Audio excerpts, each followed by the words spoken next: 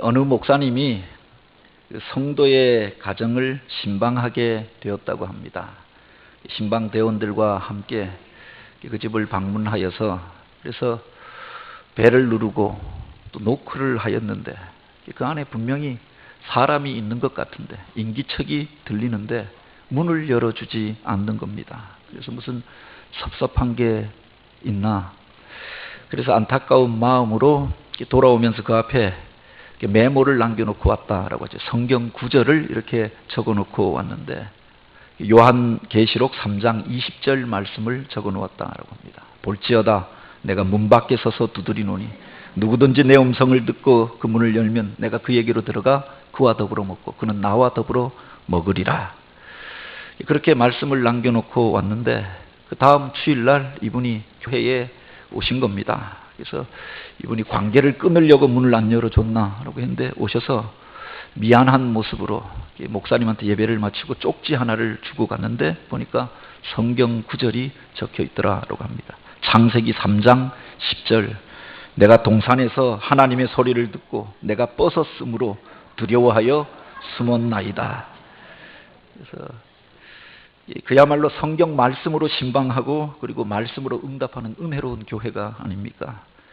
요사이는 개인의 프라이버시가 중시되어지는 사회가 되어져서 신방을 하여도 사전에 연락하지 않고 약속을 잡지 않고 가는 것도 사생활에 침해가 된다라고 하지요. 또 많은 사람들이 자기 가정을 또 생활을 오픈하는 것들, 사생활을 다른 사람에게 오픈하는 것들을 그렇게 꺼려하여서 강남에 있는 교회들은 이렇게 신방 사역을 중지하고 그리고 이제 상담 사역으로 완전히 대체하였다. 그렇게 이야기하기도 합니다. 교회 안에서도 때때로 가정을 신방하려고 하면 그렇게 사양하시는 분들이 있습니다. 굳이 안 오셔도 됩니다. 목회자를 배려해서 그런 경우도 있습니다. 멀리까지 굳이 안 오셔도 됩니다. 목사님 기도만 해 주십시오. 그런 경우도 있는데 또 반대의 경우는 그렇게 교역자가 집을 방문하고 성도들이 자기 집에 들어오는 것을 부담으로 여기는 경우도 있더라라고 하는 겁니다. 그래서 사양하는 거죠. 목회를 우리 교회에 와서는 한 1년 반 정도 되어져 있고 전에 있던 교회에서 한 10년 목회하였는데 10년 목회하면서도 한 번도 그 가정에 신방을 해보지 못한 가정도 있는 겁니다. 오픈하지 않으려고 하는 이들이 있잖아요. 근데 반면에 또 그렇게 환영하는 분들이 있습니다. 이전에 즐기던 교회에 한 권사님은 이 가정에 처음 신방을 갔는데 밖에다가 무슨 충계 대신방을 하는데 입춘대기를 써놓는 것처럼 양쪽으로 써놨는데 충계 대신방 그리고 옆에다가 목사님, 사모님, 신방대원들 환영합니다 이렇게 붙여. 그 다음에는 막 손으로 쓴 현수막까지 앞에다가 붙여놓은 겁니다. 아파트 입구에다가 엘리베이터에다가. 그래서 들어가면서도 황송한 마음이 있었던 겁니다. 원래 목사님 사모님이었는데 목사님이 돌아가시고 그렇게 혼자 신앙생활 하시면서 교회에 왔는데 처음에는 그냥 권사님이라고만 밝혀서 그래서 아들 같은 목사를 그렇게 잘 섬겨주셨는데 보니까 그 순수한 마음 그리고 그 연약한 종이지만 주의 사자처럼 귀히 여기는 마음 그 가정에 갈 때마다 그런 황송한 마음이 있었지요. 그런데 어떤 경우에는 또 그렇게 모두가 다 기뻐하고 환영하는 것만 아니더라라고 하는 겁니다. 오늘 본문에 보면 주님께서 그의 가정을 방문하시겠다라고 말씀하셨습니다. 문제가 있어서 주님 앞에 나와서 도움을 요청했는데 주님께서 내가 너희의 집에 가서 내가 기도하여 주리라 라고 말씀하셨는데 그럴 필요까지는 없습니다. 완곡하게 주님의 신방을 사양했던 겁니다. 그 사람의 이야기를 기록하고 있죠. 마태복음 4장에 보면 바로 주님께서 이제 공생애를 시작하시면서 천국 복음을 증거하십니다. 주님이 복음을 전하셨을 때 말씀만 전하셨던 것이 아니라 놀라운 능력들이 나타나고 귀신이 쫓겨가고 병든 자들이 고침받는 일들이 나타나게 되잖아요. 5장과 7장에 보면 그래서 주님 앞에 나온 그 사람들 앞에 천국 백성의 삶의 윤리를 가르치신 산상설교가 기록되어져 있습니다.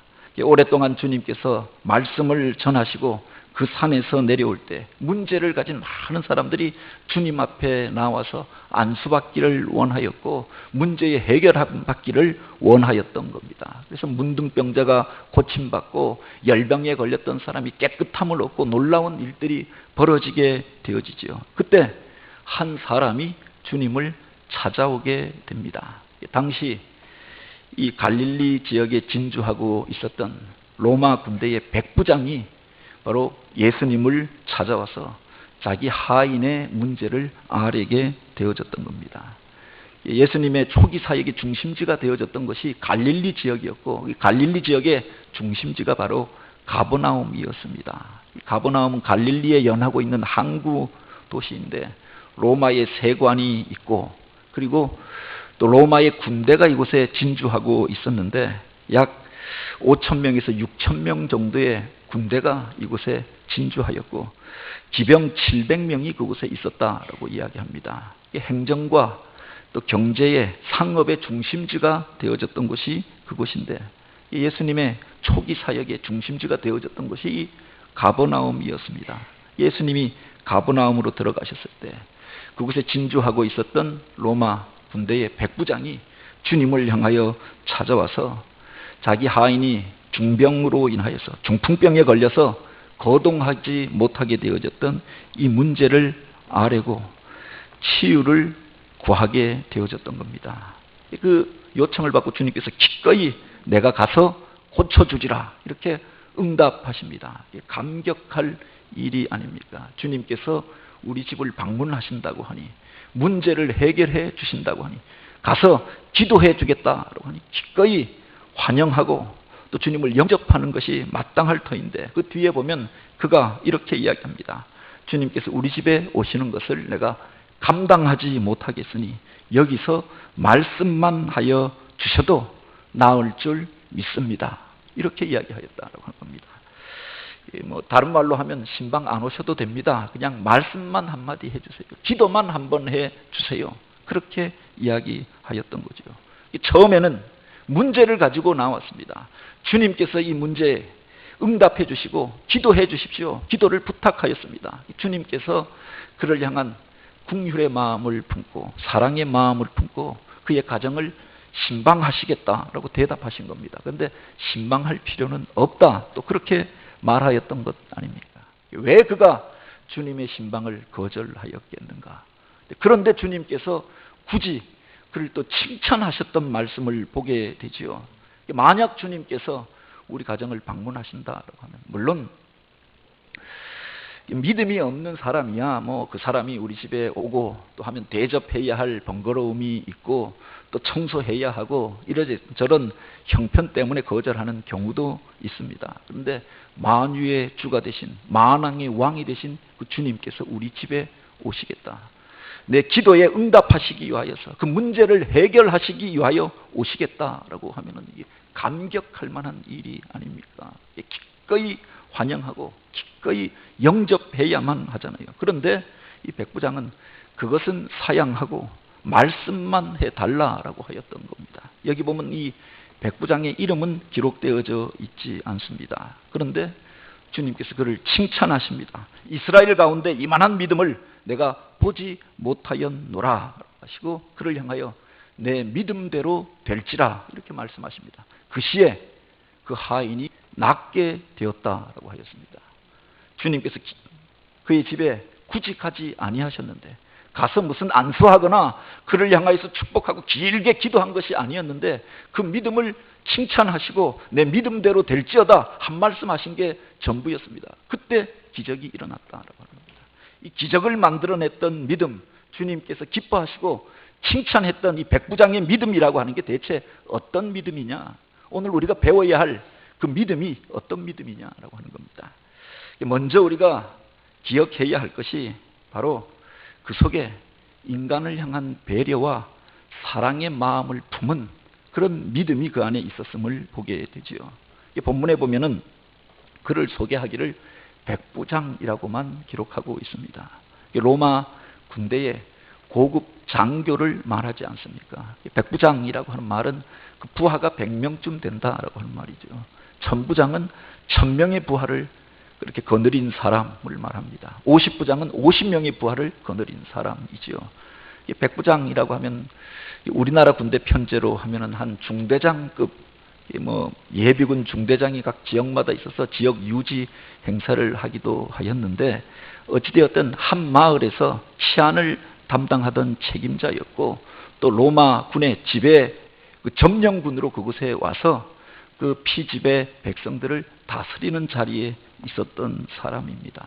근데 그가 굳이 예수님을 찾아왔던 겁니다. 왜 찾아왔느냐? 자기 집에 하인이 중풍에 걸려서 누워서 괴로워하는 모습들을 보고 그를 고치기 위해 예수님을 찾아왔다라고 하는 겁니다. 이 중풍이라고 하는 것이 지금으로 말하면은 뇌경색이나 또는 뇌출혈로 인해서 몸에 마비가 오는 증상과 병을 말하잖아요. 한번 그렇게 증상이 시작되어지면 고치기가 쉽지 않다고 이야기합니다. 2000년 전에 갑자기 쓰러지고 마비가 와서 움직이지 못하게 되어졌다. 사실은 불치의 병이었던 것 아닙니까? 그래서 그것 때문에 그렇게 고통당하고 힘들어하는 사람들의 이야기가 성경에 많이 기록되어져 있는 거지요. 하인이, 자기가 부리던 종이 갑자기 쓰러져 버린 겁니다. 그래서 몸져 누워서 일을 하지 못하고 주변에서 오히려 그의 수발을 들어 주어야 했고 자리만 차지하고 식량만 축내게 되어졌다라고 하는 겁니다. 당시는 고대 노예제 사회입니다. 노예들의 노동력에 의하여서 기업이 운영되어지고 귀족들이 그렇게 편의를 보면서 부유한 삶을 살던 시대입니다. 그들의 노동력에 의하여서 그 가정이 유지되어졌던 것 아닙니까? 그런데 그가 이제 노동력을 상실해 버린 겁니다. 일할 수 없는 처지가 되어지고 다른 사람이 돌보아야 하였고, 그리고 또한 자리만 차지하게 되어졌다라고 하는 겁니다. 당시에 그가 여기 보면 백부장이라고 하는데 그 밑에 그에 속한 사람만 하여도 100명이 넘는다라고 하는 이야기 아닙니까? 로마의 귀족 신분에 있었던 사람입니다. 그 말고도 다른 종들을 들어서 쓰면 그만입니다. 일하지 못하는 종은 쫓아내 버리면 그만이었다라고 하는 겁니다. 지금도 세상이 그러하잖아요. 기업에서 어떤 사람들이 일하다가 병을 얻고 일하지 못하게 되어졌다라고 하면은 그냥 퇴직하는 것을 당연하게 여기지 않습니다. 교회에서 한평생 수고하고 헌신하였던 목회자도 쓰러지면은 몇 달이 가지 못해서 교회에서 사임해 달라고 요청한다라고 하죠. 그런데 종이, 하인이 병이 들어서 쓰러져서 회복이 불가능한 자리 가운데서 괴로워하면서 다른 사람의 도움을 받아야만 살 수 있는 자리에 거하게 되었다라고 하는 겁니다. 쫓아내 버린 것이 아니라, 버린 것이 아니라 그의 병의 고침을 위하여서 그 병을 고칠 분을 찾아서 주님 앞에 나왔다라고 합니다. 점령군의 이른바 고급 장교였고 관리였던 사람입니다. 식민지 백성이고 자기가 다스리던 사람들, 그곳에서 한 청년 선생, 젊은 선생에게 찾아와서 자기 하인의 문제를 아뢰게 되어졌던 거죠. 밑에 있는 하인들을 시켜서 그런 분이 있다고 하니 와서 좀 도와달라 해라 이렇게 요청한 것이 아니라 직접 찾아와서 머리를 숙이고 예의를 갖추어서 요청을 하였던 겁니다. 그 속에 한 사람을 향한 배려와 사랑이 담겨져 있는 것들을 보게 되죠. 자기 종이지만, 자기 하인이지만 버리지 아니하고 그의 안타까운 사정을 자기 사정처럼 헤아리고 그를 고치고자 하였던 마음. 그래서 다른 성경에 보면 그의 아들이라고도 기록해 놓고 있는데 마태는 그 관계를 따져서 하인이라고만 말하고 있지요. 그를 자기 아들처럼 사랑하는 마음을 가지고 있었던 사람이었다라고 하는 겁니다. 그리고 주님 앞에 나와서 겸손하게 무릎을 꿇고 그 도움을 요청하였던 것 아닙니까?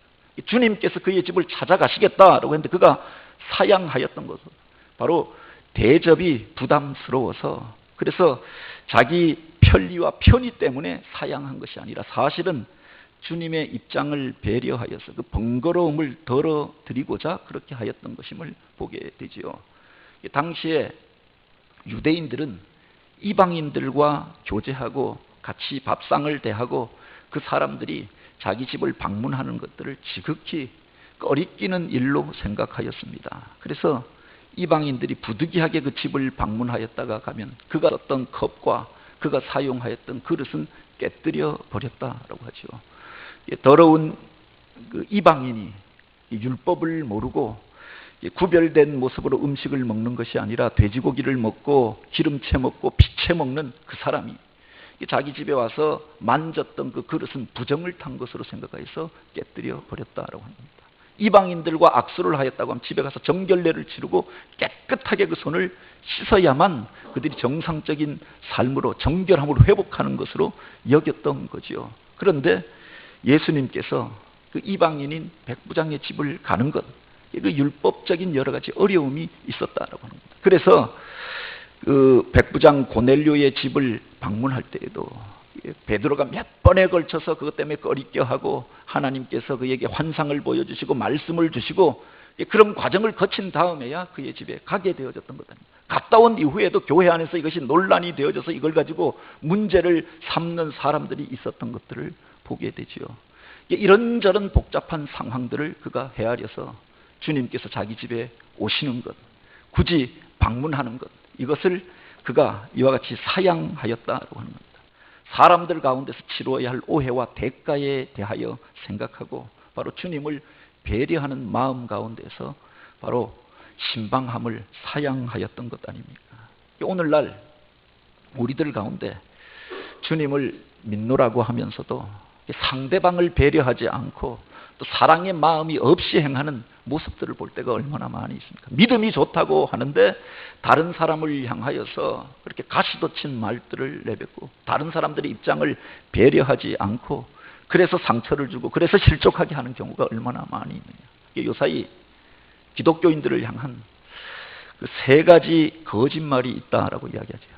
한국 교회 기독교인들이 하는 세 가지 거짓말이 있는데 그 첫 번째 거짓말이 하나님이 있다라고 하는 말이고, 두 번째가 천국이 있다라고 하는 말이고, 세 번째가 사랑한다라고 하는 말이라고 하지요. 하나님이 있다고 말하는데 하나님이 없는 것처럼 살아가는 겁니다. 하나님을 두려워하지 않고 서슴없이 거짓말을 하고 악담을 하고 악한 일들을 행하면서도 하나님을 믿는다고 하는 겁니다. 세상 사람들이 하나님이 저 사람을 보면 하나님이 없는 것 같아 이렇게 말하는 거죠. 천국이 있다라고 했는데 천국이 없는 사람처럼 살아가는 겁니다. 늘 근심하고 걱정하고 미워하고 증오하고 그렇게 분노에 가득 차서 살아갑니다. 천국이 없는 것처럼 살아갑니다. 심판이 없는 것처럼 그렇게 이 땅의 것이 전부인 것처럼 욕심을 부리면서 살아가는 겁니다. 그래서 저 사람을 보면은 심판이 없는 것 같아, 천국이 없는 것 같아 그렇게 이야기하는 거죠. 그런데 말로는 사랑합니다라고 이야기하는 겁니다. 그래서 한국 기독교인의 3대 거짓말이 하나님이 있다, 천국이 있다, 사랑이 있다라고 말하는 것이다. 오늘 우리가 믿는다고 하는데 사랑의 마음을 잃어버린 채, 상대방을 배려하지 못한 채, 진짜 하나님을 두려워하지 않는 채 그렇게 살아갈 때가 얼마나 많아요. 이방인이지만 이 백부장은 사람을 향한 배려의 마음을 가지고 있었다라고 하는 겁니다. 주님의 입장을 생각하였고 자기에게 속하였던 하인이고 종이었지만 그를 향한 안타까운 마음을 가지고 있었고 그래서 번거로움을 무릅쓰고 직접 주님을 찾아옵니다. 고급 관료였고 지배자의 입장에 있었지만 피지배 식민지 백성 그곳에 속하였던 나사렛에서 온 시골 청년 예수님 앞에 엎드려서 자기 종의 문제를 아뢰고 도움을 요청했던 거지요. 그의 믿음이 놀라운 것, 신비한 것까지 다 갖고 있고 품고 있는지는 모르겠지만 어찌되었든 그 안에 사랑의 마음으로 주님 앞에 나왔고 사람을 귀히 여기는 마음이 그 안에 있었던 것을 주님께서 보았던 거죠. 이스라엘 가운데서 이만한 믿음을 내가 보지 못하였다 칭찬하시고 그의 간구에 응답하신 줄 믿으시기 바랍니다. 더하여 그는 주님을 의뢰하는 믿음을 가지고 있었던 겁니다. 다른 사람을 찾아갔던 것이 아니라 의사를 찾아가고 세상의 방법을 의뢰했던 것이 아니라 주님 앞에 그 문제를 가지고 나왔잖아요. 그리고 주여 주님께서 내 집에 들어오심을 나는 감당하지 못하겠나이다. 자기가 높은 관리에 있었고 그의 집이 아마 부족함이 없는 자리에 있었을 것입니다. 그런데 주님을 높이고 주님의 입장을 생각하고 자신을 낮은 자리에 놓고 주님을 섬기고자 하는 그의 말을, 그 고백을 여기서 보게 되지 않습니까? 여기서 말씀만 하여도 내 하인이 고쳐질 줄 믿습니다. 그 말씀의 능력을 믿는 그의 고백을 여기서 우리가 보게 되어지죠. 꼭 방문하여야, 가서 만져주어야, 안수하여야만 능력이 나타나느냐라고 하는 겁니다. 오늘 우리들의 안타까움이 바로 여기에 있잖아요. 주님께서 이 문제에 개입하여 주시면, 주님께서 손대어 만져주시면 나을 것 같은데, 주님께서 안수해 주시면 내가 고침받을 것 같은데, 주님께서 이 문제에 그렇게 직접 개입해 주시면 해결될 것 같은데 주님이 보이지 않고, 아무리 기도해도 그 손길과 또 그 만지심을 내가 느낄 수가 없으니 답답한 것 아닙니까? 교회 안에서도 어떤 일들을 계획할 때 목사의 답답함도 여기에 있죠. 교회가 어떻게 되었으면 좋겠습니까? 여러 가지 문제들을 놓고 기도하는데 주님께서 분명하게 나타나셔서 그림을 보여주시고 이렇게 하라 저렇게 하라 지시해 주시면 좋겠는데, 막연하기만 할 때 오늘 우리 안에 답답한 마음들이 있잖아요.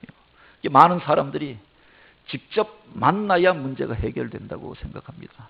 직접 손대어 그렇게 그것을 향하여 조작할 때 능력이 나타나게 된다고 생각하는 거죠. 그래서 용하다고 하는 사람들을 찾아가는 것 아닙니까? 그 사람이, 그 목사님이 안수하니까 많은 사람들이 나았다고 하더라. 그 사람이 그렇게 능력이 있다고 하니까 그분을 한번 찾아가면 이 문제가 해결되어질까? 이 병이 고침받을까? 그래서 거기를 찾아가는 것 아닙니까? 아람의 군대 장관이었던 나아만이 엘리사를 찾아왔던 이유도 그러했던 거지요. 병에 걸려서 세상에선 고칠 방도가 없고, 그런데 엘리사가 용하다고 하니, 능력이 있다고 하니, 그래서 먼 길을 마다하지 않고 그를 찾아왔습니다. 그런데 그가 섭섭하게 여겼던 것이, 엘리사가 나와서 그를 위하여 정성을 다하여 안수하고 기도해 주면 마음에 평안함이 있었을 터인데, 나와서 보지도 않고 요단강에 가서 7번 몸을 씻고 가라, 그렇게 말한 게 전부였던 겁니다. 그러니 마음에서 그게 이와 같이 화가 일어났던 것 아닙니까? 아니, 나와서 그렇게 안수해 주는 게 그렇게 힘든 일인가? 우리는 누군가가 와서 만져줘야, 직접 만나야 사건이 일어난다고 생각하는 겁니다. 신앙생활의 어려움이 바로 여기에 있는 거죠. 보이지 않는 하나님을 우리가 믿고 있는 겁니다. 사람들은 경험의 지배를 받고 또한 감촉을 의지합니다. 그래서 보고 싶고 만지고 싶고 느끼고 싶잖아요. 분명한 게 무엇인가를 보여주어야, 직접 만나야, 그리고 만져주어야 능력이 나타날 것이라고 생각하는 겁니다. 그런데 우리가 기억해야 할 것이, 믿음의 세계는 바로 말씀의 세계이기도 하다라고 하는 겁니다. 직접 만진다고, 직접 본다고 해서 그 사람이 하나님 앞에 쓰임받았던 것이 아니었던 거죠. 우리가 기억하기를, 바로 출애굽하였던 이스라엘 백성들, 그들은 하나님의 놀라운 능력을 직접 보고 체험하였던 사람들입니다. 애굽 땅에서 하나님의 놀라운 능력이 임재하여서 애굽의 신들이 무너지고 바로가 무릎을 꿇게 되어지고 그곳에서 해방되어져서 나오게 되었던 사람들이 아닙니까? 홍해 바다가 갈라지고 마른 땅과 같이 바다를 건너고 그 메마른 광야에서 반석에서 샘물이 솟아나고, 그렇게 불기둥과 구름기둥으로 그들을 인도하여 주시고 만나를 내려 먹여주시고 하나님의 돌보심을 날마다 체험했던 사람들입니다. 그런데 그들이 정작 그날 먹을 것이 보이지 않고, 그날 그렇게 그 길이 험하고 지치면은 불평하고 또 원망하잖아요. 그래서 그들이 광야 가운데서 다 죽고서야, 출애굽한 그 세대가 다 죽은 다음에야 그 다음 세대가 가나안 땅에 들어가게 되었다라고 합니다. 보았지만, 체험했지만 그 믿음이 그렇게 놀랍게 하나님 앞에 쓰임받았던 것만은 아니었다라고 하는 거죠.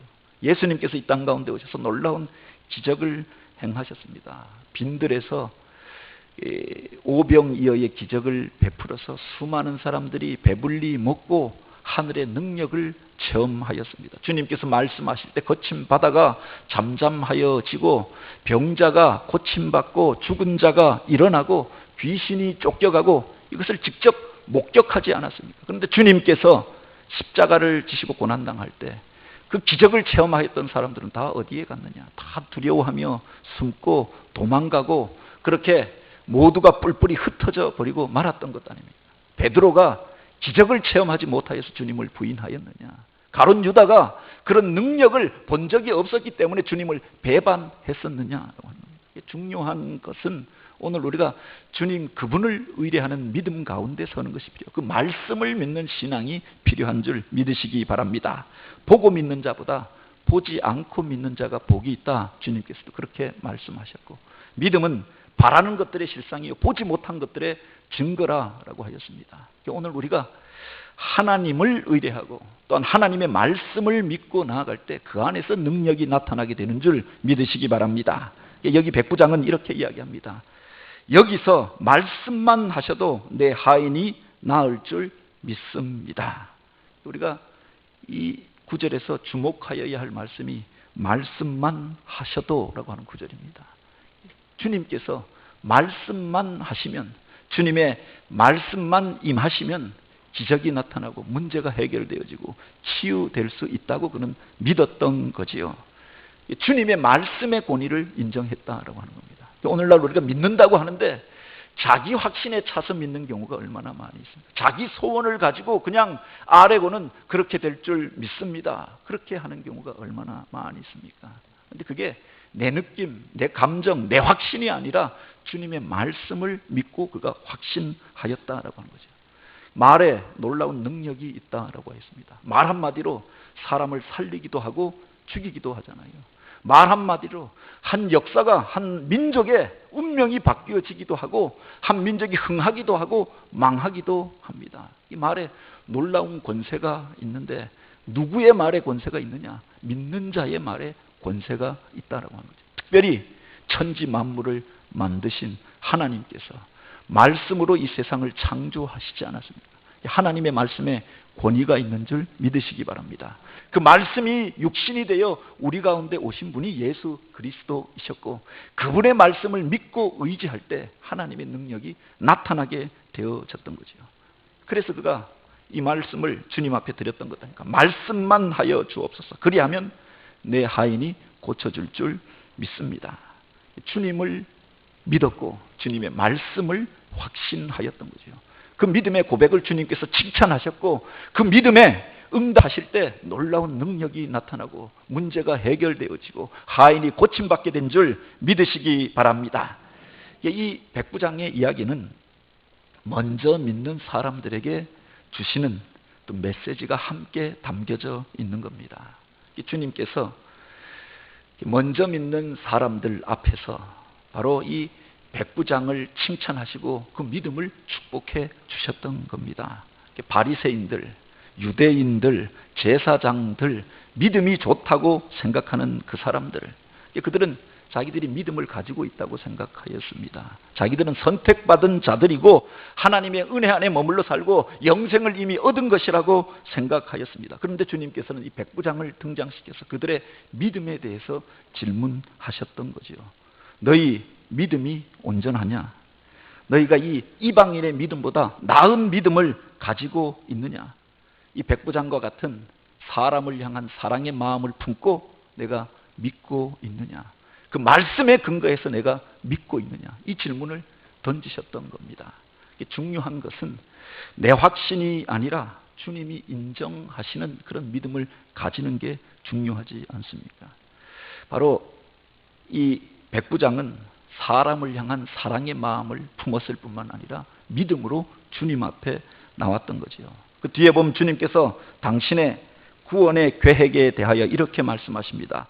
또 너희에게 이르노니 동서로부터 많은 사람이 이르러 아브라함과 이삭과 야곱과 함께 천국에 앉으려니와 그 나라의 본 백성은 바깥 어두운 데 쫓겨나 거기서 울며 이를 갈게 되리라. 본 백성 가운데, 원래 믿던 자들 가운데, 자기는 선택받은 자라고 생각하던 그 사람들 가운데에서 쫓겨나서 어두운 데서 이를 갈게 될 이들도 있다라고 하는 겁니다. 그 뒤에 보면 주님께서 바리새인들을 향하여 책망하셨던 말씀, 사두개인들을 향하여 안타까워하셨던, 예루살렘을 바라보시면서 통곡하셨던 모습들이 기록되어져 있는 것 아닙니까? 본백성이라고 하는 것은 먼저 믿었던 사람들을 말하는 거지요. 먼저 믿는 것 속에 복이 있지 않습니까? 먼저 택함받고, 먼저 은혜받고, 직분받고 하나님의 백성으로 인정함을 받았습니다. 먼저 믿는 그 사람들에게 또한 책임이 있고 사명이 있다라고 하는 겁니다. 권리가 아니라 바로 그 속에 먼저 믿는 자들을 불러서 이방을 비추는 빛으로 삼고자 하였고, 그 사랑의 마음을 품고 복음을 전하는 자들로 삼고자 하여서 먼저 은혜를 베푸셨던 거지요. 그런데 이스라엘 백성들은 이방인들과 자기들을 구별하여서 생각하였습니다. 그리고 저들은 마지막 때 심판의 때에 땔감으로나 쓸 존재들이라고 개와 같이 여겼던 것 아닙니까? 자기들만 구원받고 자기들만 은혜받고 자기들의 공동체 안에 머물러 살고자 하였던 것 아닙니까?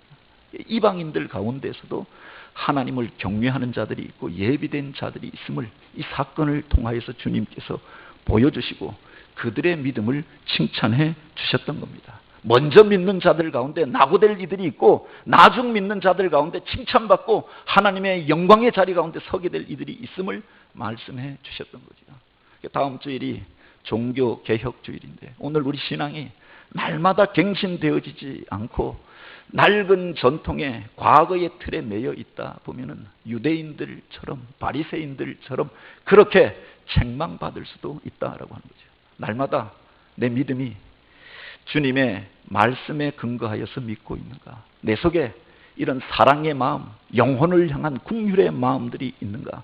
돌아보지 아니하면 그 믿음 자체가 하나님이 기뻐하시지 아니하는 믿음이 될 수도 있다라고 하는 겁니다. 여기 보면 주님께서는 바로 이방인들을 향한 안타까운 마음을 품고 이제 동서로부터 많은 사람들이 주님 앞에 나와 바로 아브라함과 이삭과 야곱과 함께 천국에 앉게 될 것을 이야기하십니다. 이 속에 주님의 마음이 담겨져 있는 것 아닙니까?